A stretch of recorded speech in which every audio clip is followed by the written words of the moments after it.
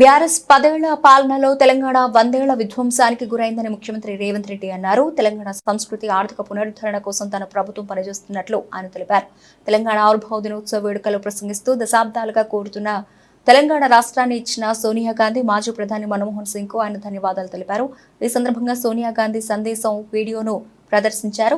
2014లో పార్లమెంట్లో తెలంగాణ బిల్లు ఆమోదం పొందడంలో సోనియా గాంధీ, మాజీ స్పీకర్ మీరా కుమార్, బీజేపీ నాయకురాలు సుష్మా స్వరాజ్ కీలక పాత్ర పోషించారని ఆయన గుర్తు చేశారు. జయ జయ హే తెలంగాణ జననీ జయ కేతనం, ముక్కోటి గొంతుకలు ఒక్కటైన చేతనం.